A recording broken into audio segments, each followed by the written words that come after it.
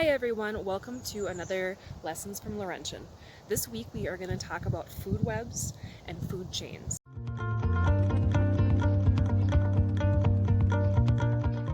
A food chain shows the order of how energy or food is transferred from one organism to another. It is represented by a line.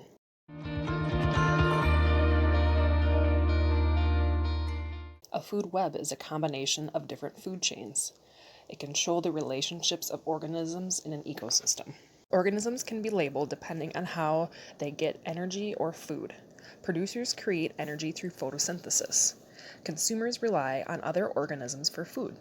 Primary consumers eat vegetation, while secondary eat other animals, and tertiary are at the top, being apex predators.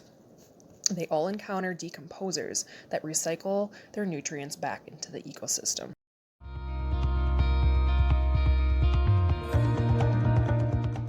If a bee gets food from dandelions, what will eat the bee? Can you continue the chain? If the mayfly larva eats decomposing vegetation, what will eat it? Can you continue to complete the chain?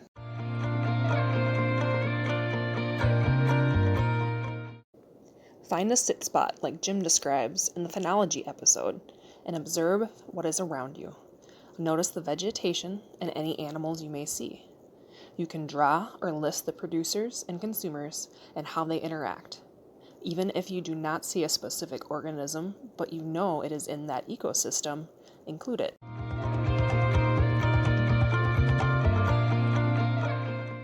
Tammy asks, is there anything that dies without being eaten? Each organism has a role within the ecosystem. Many die from predators, but if not eaten, scavengers take over. Even maggots get eaten by the hister, or clown beetle.